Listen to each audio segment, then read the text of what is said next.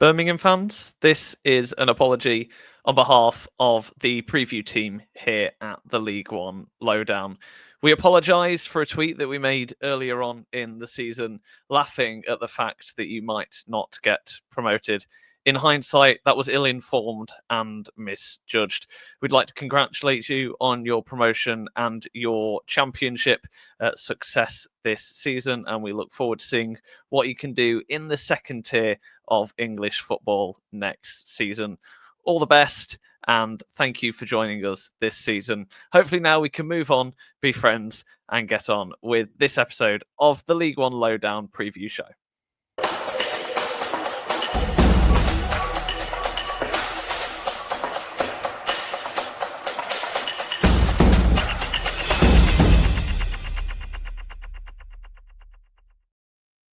Hello and welcome to the League One Lowdown podcast. Thank you for your lovely intro there, Callum, and a big apology to all the Birmingham fans who we annoyed at the start of the season. We did some little cryptic tweaks throughout with some little apprentice clips, which hopefully tickled your funny bone or something. Anyway, we've got a big show to get on with this week. We've got midweek roundup. We have got the predictions lead update, which I'm very much looking forward to this week. And we've got a review or preview ahead of this weekend's fixtures, as well as the EFL Trophy Final. If you're new around here, please do subscribe. We are on our way to 1,000 subscribers. We are, I think, 97 away at the time of recording. So if you have got spare 2 seconds, please do make sure you hit that subscribe button. We've also got a live stream next Wednesday, the 16th of April. So make sure you tune into there. We've got a little Easter quiz based on the entirety of the League One season. So make sure you subscribe and hit that notifications button so you do not miss the quiz. Anyway, Callum, my little favourite part of the show, especially this week, is the Predictions League update. You, my friend, have kind of messed it. You are. What football club can I do? You're Lincoln Citying it from last season when you bottled the playoffs towards the end of the season. You're now doing it in the Predictions League, my friend. So you had a 11-point lead last week. That lead is now 4 points. So over the 2 match days, you got 7 points. I got 8 points last Saturday and then 7 on the Tuesday. Only one game I didn't get the correct outcome, at least in, which was Bolton. Neither of us got that one. So the scores now, I'm on 240 points and you're on 244 points. So with roughly 4 match days left, maybe 5 for some teams, you're in trouble, my friend. You might have to buy the Orient shirt, but at least they're 50% off at the moment. Oh, I'll take that. But all I'll say is if the season ended today, right, you'd still have to buy it. So I'm still in pole position. And with the prediction, there's not so much as things as momentum, is there really? You don't really... No. It's not like football where there's momentum. It's purely just a guessing game, an educated guessing game. So I'm still... I don't want to say I'm optimistic because I'm not, but I'm feeling all right. I think I just need to focus a little bit more, I think, is probably what's needed. Yeah, it's probably the aura has dipped. As I remember, I went back through some really old comments from the start of the season that we'd missed or replied to. And a lot of them was about aura, especially on our season preview when you got told you were talking a lot of nonsense about a certain club going relegated. And it looks like they're going to get relegated, which we'll get on to a bit later on. So first off is the midweek games. Obviously, we have offered our congratulations to Birmingham City and their promotion back to the second tier. The job isn't done yet, though. They still have a title, which they're pretty much guaranteed to win. They are also going for record points, which is still there. I think they've got to win 4 of their last 6. I think the record for the record. Yeah. So that's still very much up in the air. They've also got Jay Stansfield and Alfie May. We can't forget Alfie May after he's now on to 15 goals for the season. He's actually top of the goals and assists chart if you combine goals and assists together. He's going for Golden Boot as well. So there's a Golden Boot up for grabs for a Birmingham City player. You've got Richard Kone breathing down his neck. You've got Charlie Callum after his 2 goals last night breathing down their neck. So, I mean, if we don't include penalty goals, Charlie Callum's top. So I'll take them odds. There's always looking for how you can come out on top there, aren't you? Yes. They've got to come out on top on some stat this season. And they've obviously got their EFL Trophy to look forward to this weekend. So they're not actually in league action, but there will be a little mini preview at the end for you Birmingham City fans ahead of your EFL Trophy. So we won't ask the question of who's going to win that. I think if we're basing it off midweek, last weekend, Birmingham are going to smack them. Yeah. I don't know. Like, I mean, we'll get to the final later, but Birmingham, I mean, for all the jokes that we've had this season, and Birmingham fans will be very quick to remind me we've had a lot of jokes, but it's been a lot of fun. It reminds us a lot of the time while we do this podcast. It's a lot of fun. This is football, and as passionate, I suppose, as some people can be, and whether that passion sways into aggressive sometimes. Even I don't know where the line is sometimes. I'll be the first to admit that. But we all have a lot of fun. The podcast's a lot of fun to record, and the interaction that we get with you fans is a lot of fun. Obviously, Birmingham fans will be very quick to remind us that there's a lot of them, and we're going to miss them next season. We will miss you next season, but at the same time, there will be 3 teams coming down from the Championship next year that I'm sure will have fan bases as well. So, but yeah, it's been a lot of fun just talking to Birmingham fans, really, and getting their side of the story. I remember growing up and they were winning like Carabao, well, what is now the Carabao Cup. I can't remember what the Carling Cup at the time. Carling Cup or something like that, yeah. To even have them in League One is, it's a lot of fun, and it provides us with a bit of context as to how fun this season's been. Yeah. I mean, they are the best team. Like, no team comes close to them attacking wise. Now, no team really comes close to them defensively either. Even when they've had, dare I say, a patch in form, that might have been a loss and a defeat. I remember at the start of the season, they were sixth after drawing and winning their opening 2 games, and we were all just like, "Oh, Birmingham are not all they're made out to be." And retrospectively, that was a bit naive of us, but no, fair play. Fair play. I really wouldn't be surprised. I feel like I've already accepted that they're going to break all the records and whatnot. So fair play to them. Fair play. I think the only record they're not going to break is goals in a season at the moment. Well, yeah. But then they need to score like 30 in their last 6 games, and I don't think they're going to do that. As good as they are, I don't think they'll do that. I wouldn't put it past them. Well, they scored 6 last Saturday against Barnsley, didn't they? So just do that a few more times. It'll be fine. So moving on to a game at the other end of the table was Exeter versus Wigan Athletic. I mean, Exeter City, I think, are now safe. They're 49 points. They're 10 points clear of the drop. They have played a game more, but they're 10 points clear, and there's a whole host of teams in between them and the drop. For Wigan Athletic, they've still got a game in hand. They are winless in 5, but their goal difference could be worth that extra point, with it only being -4 while they're not winning, and that is purely because they don't score goals. They've only scored 35 in their 40 games, which is the lowest in the league. Shrewsbury is the next lowest on 36, and you've got Stevenage on 38. That has been Wigan's biggest problem. They've only conceded 39, which is the best in the bottom half, and you could even go up higher than that. And conceding 39 is actually the best up to 6th place. So defensively, Wigan are one of the best sides in the league. It is just, frankly, going forward, and that can be fixed with a little bit of recruitment. They've got an excellent manager in Ryan Lowe. I do expect Wigan to be a League One side next season, along with Exeter.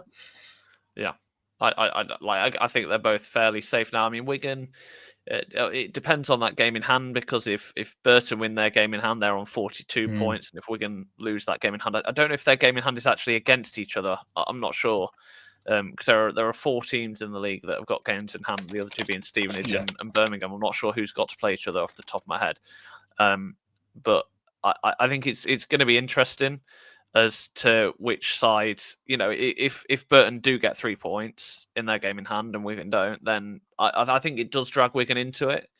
But they've got to be careful, Wigan.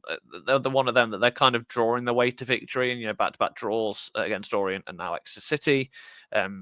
That gives them a buffer. If they hadn't have got 2 points in the past 2 games, they'd be on 44 points and looking over their shoulder a lot more. So it's one of them. It might look like they're all right now, but things can change very quickly at the bottom of the table. You don't want to get complacent. You've got, for Wigan, they've got the likes of Shrewsbury coming up, I think, and obviously Blackpool, who are on decent form, but Burton last game of the season, that could be a huge game. So if we're looking at Wigan's fixtures, they obviously played Exeter.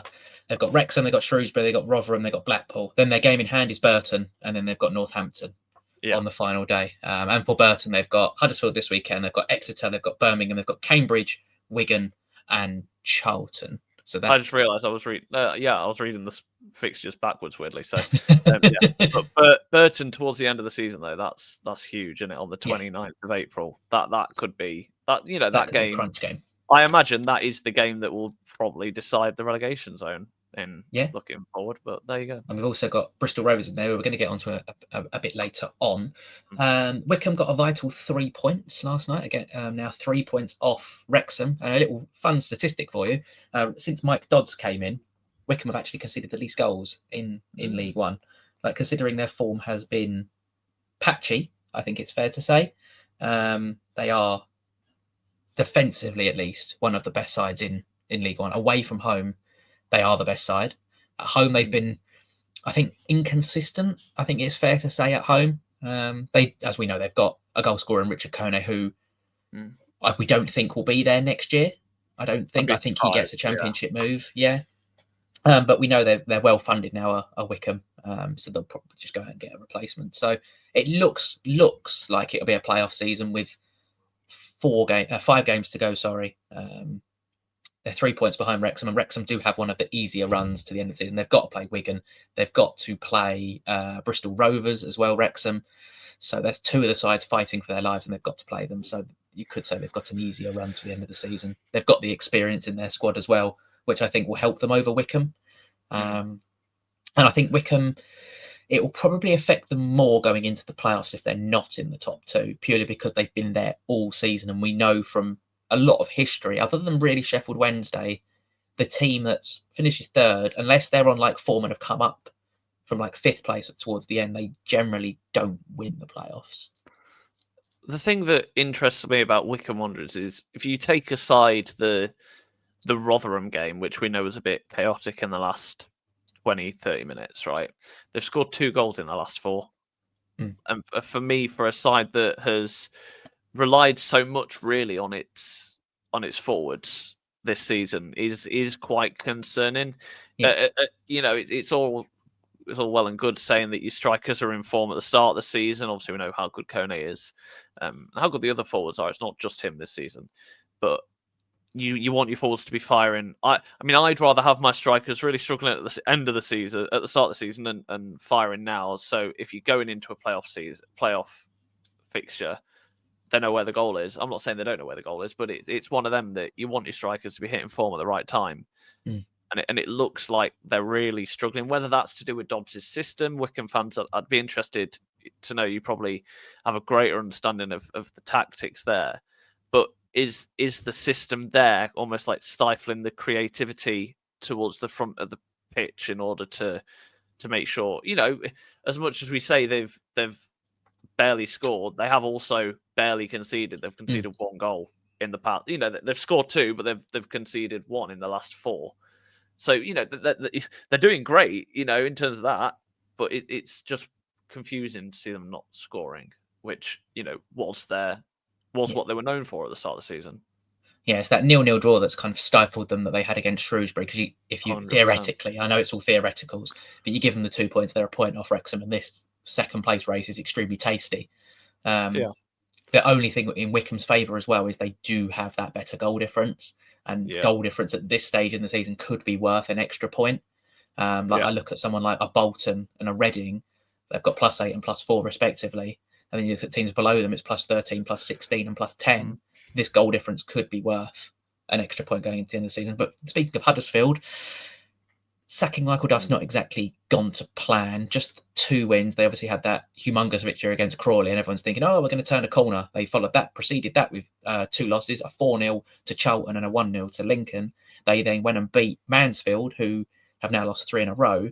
And then they go and lose last night to Wycombe, to some very angry Huddersfield fans. 21 points they've picked up in 2025, which is one of the worst in League One. We've obviously spoken about, especially earlier in the season, about how we didn't think their squad was overhauled enough in the summer. We know they've had a lot of injuries. They lost Hellick, who, while he didn't play much at the start of the season because of injury, he is a big, one of the best League One defenders on his day. and they didn't overly replace him. They bought 2 strikers in Joe Taylor and Dion Charles, and by all accounts, they're just launching the ball up to him and trying to feed off seconds, which is not how you play with Joe Taylor and Dion Charles. It's so confusing, and it's almost frustrating as an outsider. Like I said this a couple of weeks ago when I was talking more specifically about Joe Taylor and Lasse Sorensen as a Lincoln fan. I know what they can do firsthand. I mean, these are all players that we know what they can do. We're not stupid. We know that these Huddersfield players are good. I don't know what the issue there is. I mean, looking at the match momentum, it looked like Huddersfield pretty much dominated most of the game, other than a couple of spikes. I can count 4 spikes, really, 4 or 5 spikes of Wycombe momentum, but it mainly was Huddersfield Town in control. 65% possession to 35% possession. Huddersfield they keep the ball well, but they're not doing anything with it. The fact that the 3 best players on the pitch, according to, again, these are only FOTMOB ratings, so take it with a pinch of salt, right? But your 2 centre backs, Ruffles and Pearson and Hogg, as your 3 best players on the pitch. You've got nothing up front. Your 2 worst players, other than the goalkeeper, who obviously can see the goal, Nichols. Your 2 worst players on the pitch were Evans and Charles. And then when he came on, Joe Taylor only got a 6.1. A world in which Joe Taylor is only scoring a 6.1 as a striker tells me that something's wrong with the system, right? So they need a manager that can fix that system, right? So it's almost blowing my mind that they're not trying something different. I talked a bit about how they've rolled the dice for managers, right? Barnsley did the same. They were like, right, well, this is going in the wrong direction. We might as well roll the dice and see what happens, which is a valid point. I think that's why I kind of didn't disagree with the sackings, and I still don't disagree with the sackings. I don't think anything would have changed. But when as in their situation, right, you've got to think, right, we're heading on a slippery slope downhill. We've got to sort something out here. Why not change it? Why not change a single thing? Why not change the style of play? And to me, that's what's infuriating. So I'll leave my rant about Huddersfield there. But to me, it's just so infuriating. If you're a Huddersfield fan, please let us know in the comments what your thoughts and what's gone wrong this season. Is it just recruitment? Is it managers? Is it ownership? Just let us know in the comments, because we are intrigued to know. I'm just looking at your squad, and obviously you do seem to have a plethora of injuries again at the back. Matthew Pearson, the only fit centre back. But going forward, I still think you should be scoring more goals. Like you've got Lasse Sorensen and Miller, who are 2 very attacking wing backs, but you're playing them in a 4. But I understand personnel may be a little bit of an issue to that, but you're playing them in a 4, and their best attributes are going forward. You've got Anthony Evans, who I don't think's done too much from what I've heard this season. You've got Ben Wiles, John Hogg, and David Kasumu, who, as a 3, should be one of the best midfield trios in the league. You've got Dion Charles and Joe Taylor. You've also got Josh Koroma. So I would be interested to see where it has all gone wrong for Huddersfield this season.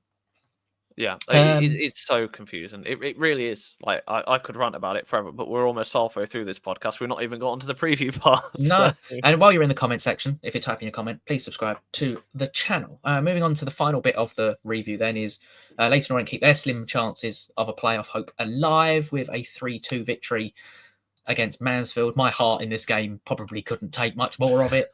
It was so end-to-end. It was like a basketball game in the second half, but magic from Charlie Callum, 17 now for the season. Won Orient the game, who are 5 off Reading now. So it's going to probably take them to win all 5 games, to be honest, to even have a slim chance. The loss to Burton last Tuesday and the draw at the weekend to Wigan was probably stifled their chances, because let's say you take the win against Wigan, which we did deserve, you've won 65 and it's 3 points and it's a game swing rather than, like, we are now talking a 2-game swing. So it is unlikely, but not impossible. Reading obviously beat Shrewsbury, who can be relegated this weekend. Michael Appleton returning to the LNER Stadium and could be relegated at his old club. And then Bolton, with 4 defeats in their last 6, falling outside the playoff places, hitting form at exactly a time you don't want to hit bad form. Yeah, it's one of them. We'll see how the season goes for Bolton. To me, it's just like what could have been for them again. Yeah. Like it's kind of that indecision that we've been saying for ages how they should have got rid of Everett. And have things improved since he left? To be honest, we all thought they had, and they were pretty much, they looked like they were set on for the playoffs. But past couple of weeks, it's kind of dropped off as that new manager bounce actually gone. And is this actually the level of the squad? Have we been kind of overestimating them this whole time? I don't know. Bolton fans, again, let us know. Like fans, let us know, because as much as we love League One football, we don't get to watch 90 minutes of every single football match all the time. So we don't follow these teams as intently as all of you do. So let us know what you actually think. What are the diagnosis of your clubs? Yeah, because I'm just Bolton totally dominated the game against Rotherham, but Rotherham scored with their only chance of the game. And I do personally think Bolton have lacked a Dion Charles type striker. I know Dion Charles hasn't been that good at the start of the season, which is why he left. But to me, Aaron Collins and McAtee are not strikers that are going to score you 20 goals a season. They are. They're probably second striker. Both of them are second strikers. You put them with a natural number 9 to create more chances. That's the way I see them too. And the only natural striker they've got is probably Victor Adebojo, who they've not really played all season. And when he has played, he hasn't scored. So I think a natural number 9, a poacher, is probably what Bolton are going to be after in the summer. And they, as we all know, are so craved by every club in England in the EFL. So they're going to have their work cut out. So they may have to go a bit of abroad scouting, maybe the Irish League, because we know they've nicked a couple of players from the Irish League recently as well. Yeah, it's one of them. Summer's going to be important for so many clubs. I mean, I'm no stranger for that. Lincoln City have been talking about it for ages already. So moving on to the preview part, finally, of the podcast, about halfway through, is Northampton versus Reading as the first game. And the reason we're going to talk Reading first is purely because they offered an ownership update earlier today. And since I'm going to quickly read the statement that's on their website. Since the last statement dated the 27th of March, the exclusivity period with the projected buyer has now expired, and club representatives are now in advanced dialogue with an alternative bidder. And that is believed, and this is rumours, I can't confirm anything, is Rob Kuhig, who was the old Wycombe owner. Negotiations between the parties are proceeding in a professional and positive manner, with full recognition from all concerned of the need to bring a sale of the club to a conclusion for all the stakeholders and players, staff and supporters. Following a request from the club last week, the EFL extended the time for Mr. Dye to divest his interest into the club until the 22nd of April. The parties are working to complete negotiations at the earliest opportunity and expect to meet the EFL requirements. So we're talking 2 weeks they've got to sell the club. Otherwise, they could basically lose all of what good they have done this season on the pitch. Yeah, and then who knows where they'd be next season? Because if the EFL kick them out, then you're down to the National League, and then teams in the National League might not want you there. So they might, that could very quickly end up being a horrible situation. I'm not sure, really, personally, what will happen with Reading. We all want the sale to go through. I don't know anything on the inside. We'll obviously bring you the news when we have it. It'll probably be on social media first, as everything is, but we'll see. It's one of them. I hope, we all hope that the club gets sold. They've been incredible on the pitch this season. I mean, I cannot count the amount of times we have said, "Oh, Reading will fall off."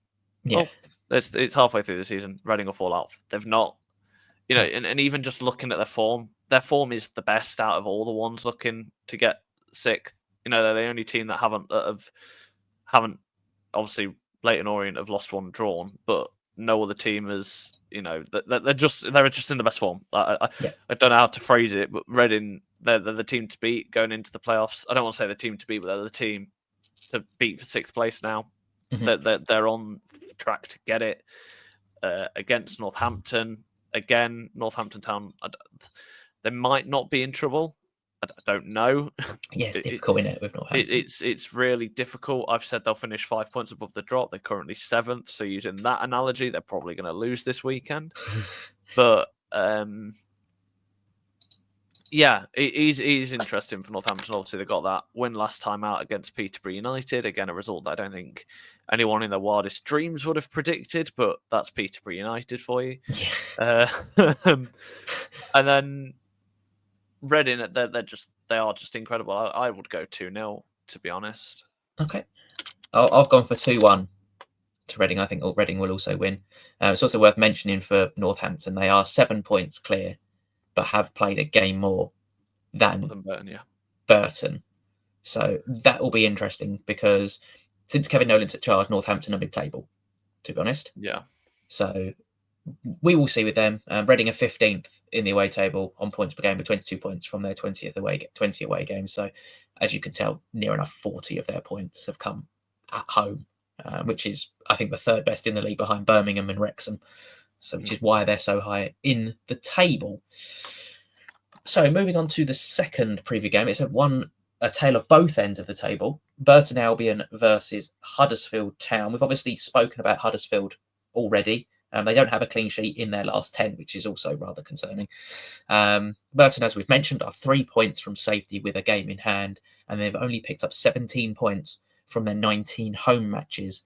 But they do have 4 of the last 6 at home. So their fans are going to play a humongous part in their survival bin, as we mentioned earlier, in terms of their remaining fixtures. Burton have Huddersfield this weekend. They've got Exeter, Birmingham, Cambridge. Their game in hand is Wigan Athletic the week before the final game of the season, where they will play Charlton Athletic, which could actually be a blessing in disguise for them because it may all be done for Charlton. They may just be fourth, they can't, or fifth, they can't go anywhere, and they may rest players. So it could be a blessing in disguise for Burton playing Charlton. I think this is a blessing in disguise for Burton as well. I really think this is the match week where they almost state their claim to avoid the relegation. I mean, they've been doing that all right so far this season. I mean, I'm one to look at patterns in results. Every human likes to look for patterns in things, don't they? That might just be me. But Burton lost, won, lost, won, lost. Huddersfield won, lost, won, lost. So in theory, this is perfectly lined up to be a Burton Albion win.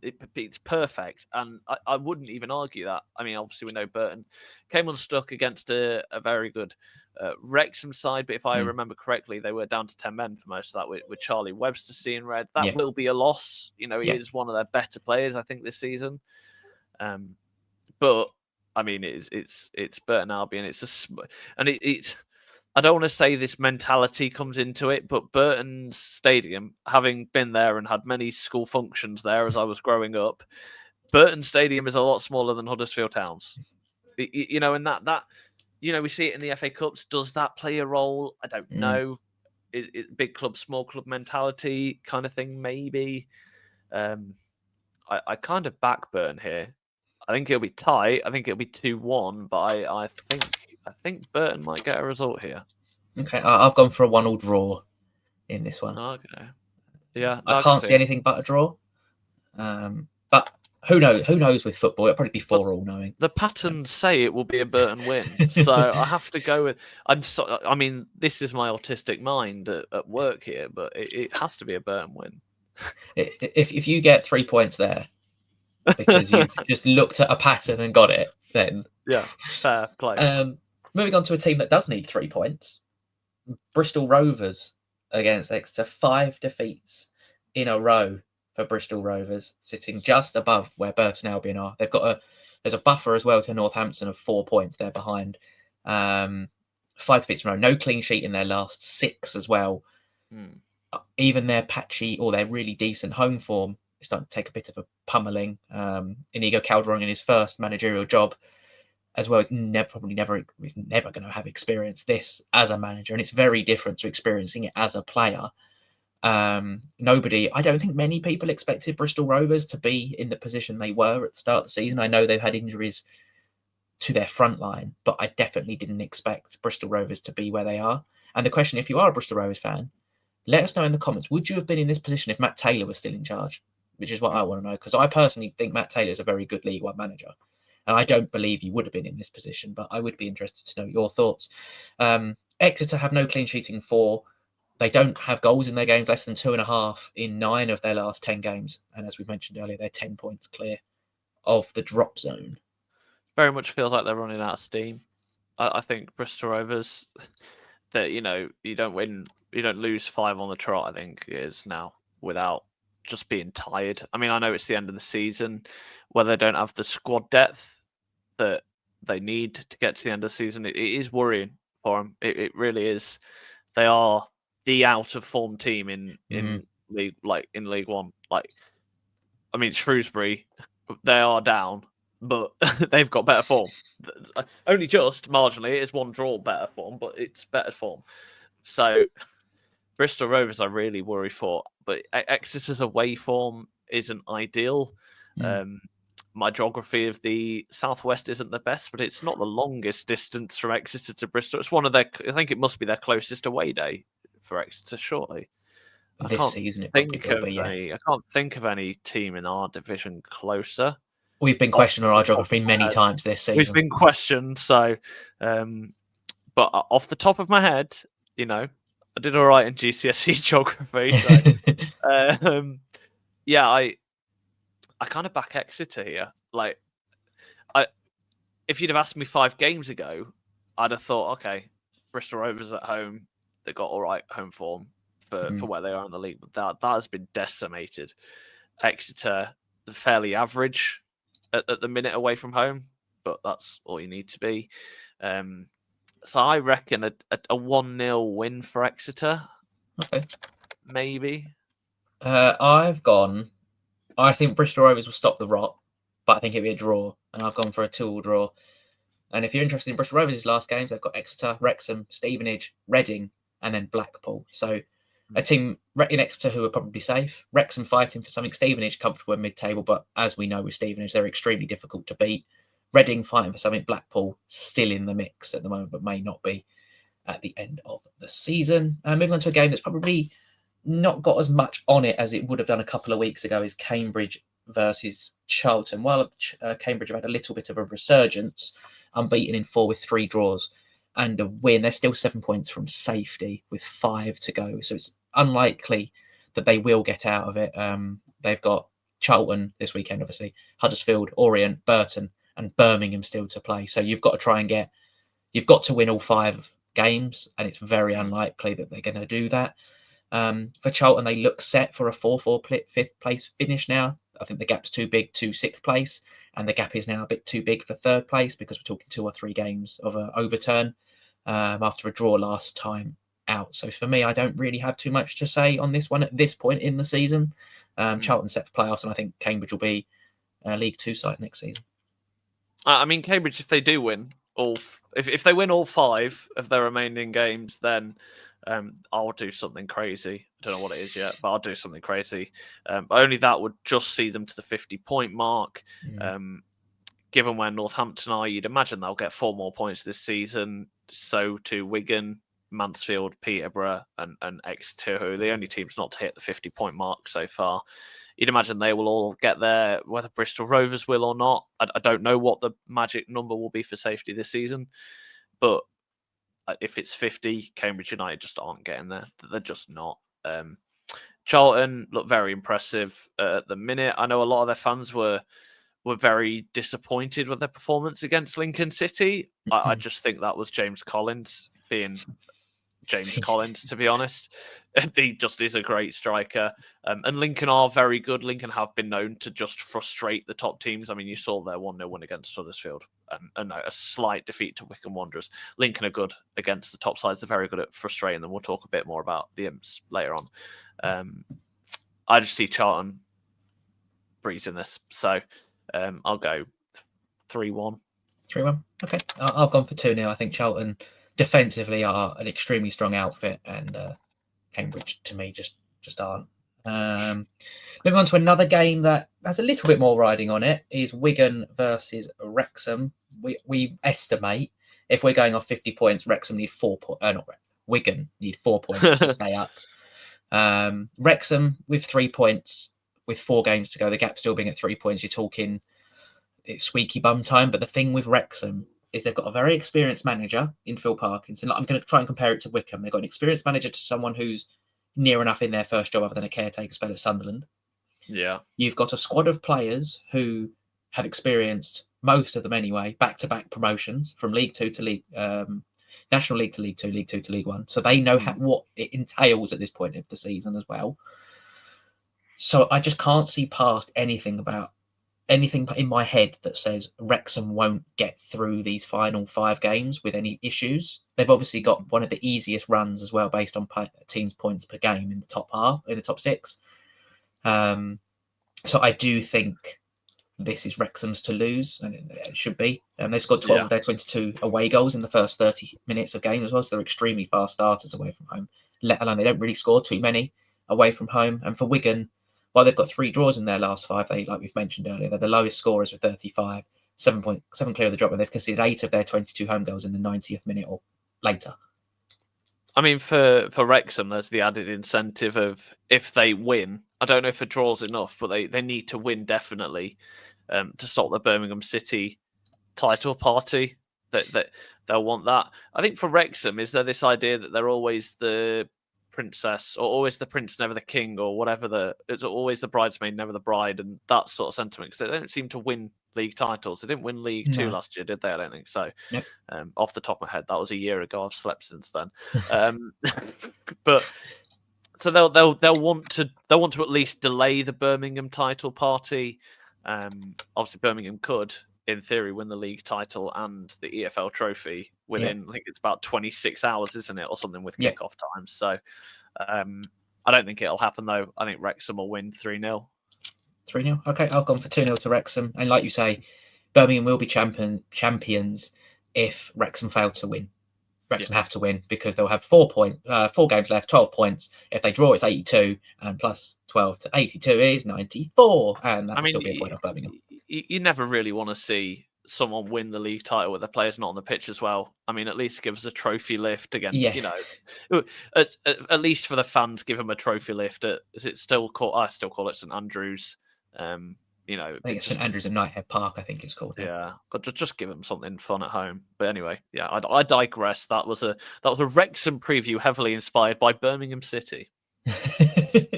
Moving on to Wycombe versus Stevenage. I think Stevenage have had another excellent season, sitting in mid-table, 14th. I mean, with the size of that football club, is probably still an overachievement, I think it's fair to say.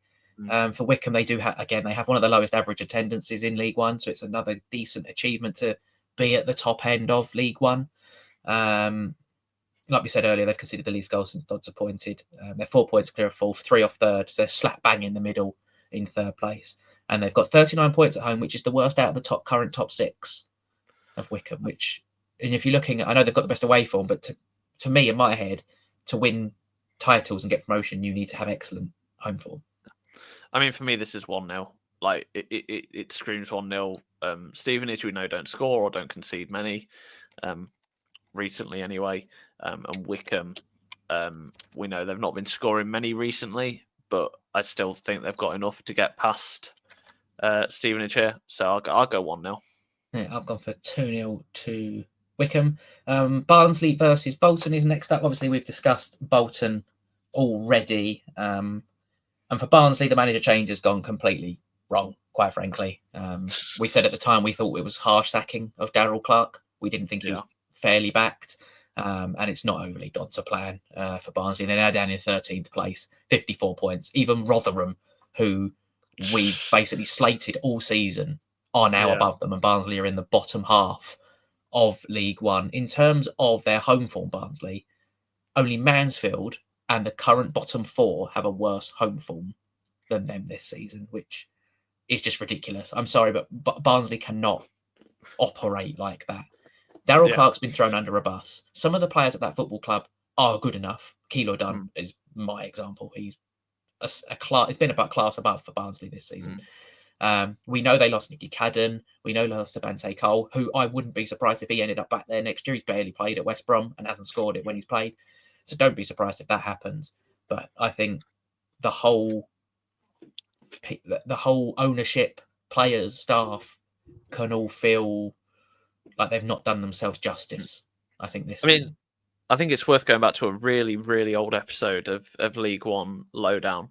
I think it was when Lincoln beat them 5-0 last time. I think it was last season, actually. And just the atmosphere at the club. I mean, I know you're losing 5-0, but that was when Barnsley were in the playoff on last season. And just how quickly the fans turned on them. It's very similar to Huddersfield this season, right? And it just felt so toxic. And I don't know how you breed that atmosphere at that club. I really don't know how, whether they're not engaging with the community or fan groups correctly or whatever it is. Again, this is one of them Barnsley fans. We don't follow your club as much as you do. Please comment, let us know, whatever it is. But it's really, really weird how... I'm not saying, like, this is not me insulting Barnsley fans. I just want to know why you turn on, like, the club so quickly. What is it that frustrates you about them? Because it can't just be poor performances. We know football can annoy fans with poor performances, but it can't just be that, can it? No. I can't see past a Bolton win, despite how poor they've been recently, how up and down they've been. I can't see past a Bolton win. 3-1 to Bolton. Okay, I've gone for 2-1 to Bolton. Next up is Crawley Town versus Leyton Orient. I don't have too much to say on Orient, as we discussed them earlier, and they're kind of on the outskirts of them playoff places.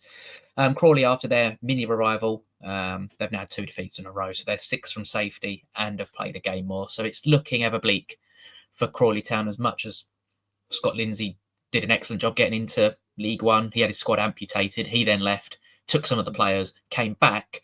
The only probably shining light for Crawley this season has probably been Kamari Doyle, who came in January, came in, scored goals, got assists. So I suspect he'll be at a top League One club next season. For Orient, obviously, they've got Charlie Kelman going for a golden boot.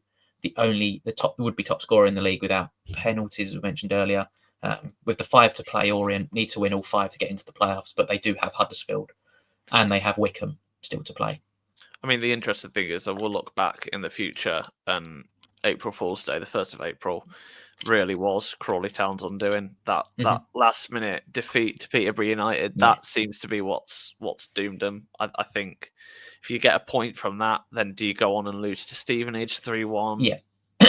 Do you know what I mean? Then that's 4 points that you've missed out on. And if you're 4 points better off, you're 2 points off the drop. So I think that will be the game that we come back and think, Christ, if only that had changed. I can't see past an Orient win here, 2-0. Okay, I've gone completely different. I've gone for exactly the same scoreline we had last night. I've gone for a 3-2 Orient victory. Okay. Struggling with defenders, but we're going forward. We're just going to outscore people, it seems, at the moment. Moving on to the penultimate game is Stockport versus Rotherham. I think Stockport's season has been outstanding compared to what I expected them to be in the top 6, but their consistency has really impressed me this year. They've only lost 9 games. They've drawn 11 and won 21, 74 points. They could still sneak 3rd place. They're 4 points off Wycombe. For Rotherham, it's been a fairly disappointing season. Since Steve Evans departed, they've won 3 in a row. So maybe Steve Evans was the problem after all. I expect Rotherham to have an excellent season next year. They'll get rid of the players who haven't worked, but they've got some serious talent in that squad. Joe Powell especially stands out to me as a standout player, and he has been one of the standout players this season in League One. But Stockport are a team I wouldn't really want to play, because I do fancy them if and when they're in the playoffs. And I think Stockport will win 2-1. Yeah, Rotherham United, it's a really weird one, isn't it? Like, Rotherham, who'd have predicted that, we all thought Steve Evans was dare I say, a good appointment. That was what we thought. We thought, he's good, he'll set them up. We thought it was a match made in heaven. We thought it'd be, they'd be horrible to break down, and they'd win a lot of games 2-0 and just, win the league. But, well, maybe not win the league, but we thought they'd be up there, and they've just really not been there. And ever since they've gone and kind of had that freedom, dare I suggest, they've kind of just shown what they can do.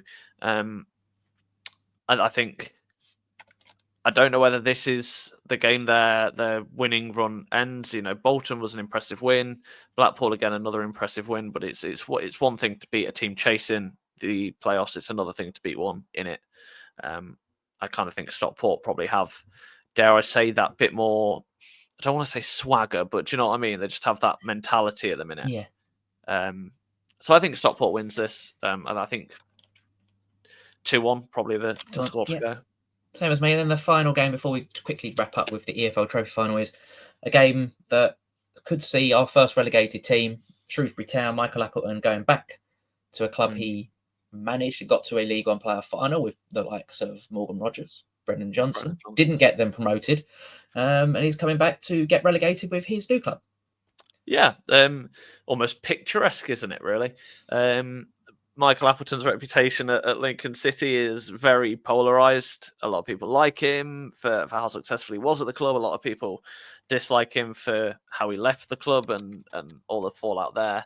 I don't want to say there's something poetic about it because I don't think it's a good thing, is it? I don't think Lincoln City fans really will revel in it, but I could be completely wrong. This could be the biggest cheer of the season if Lincoln win and Shrewsbury's relegation's confirmed. Yeah, it's really not gone well for Shrewsbury, has it? We all thought, and there were points of the season, weren't there, where we were like, oh, they're going to do it. Shrewsbury, they're the team that will do it. If any of the four are going to do it, it'll be them. But it's not panned out that way. I think Lincoln win this. Do I predict Lincoln to score 3 goals? Do it. Yeah, I predict a 3-0. Go on, why not? This 4-2-3-1's working for Lincoln, so I've gone for 2-0 in that one. So before we preview the EFL Trophy Final, 76% of you aren't subscribed. So if you wouldn't mind hitting that subscribe button, it is greatly appreciated by all 4 of us. So EFL Trophy Final. This is the second year in a row, I believe, Peterborough have got there after they played Wycombe last season in the final. Birmingham City, though, they've kind of, I think it wouldn't be harsh to say they deserve something like this after the 4 or 5, maybe even 6 years they've had under their previous regime of ownership. They've come down in League One. Some of us basically predicted them. They spent lots of money, as has been well accounted for, but they spent the money correctly.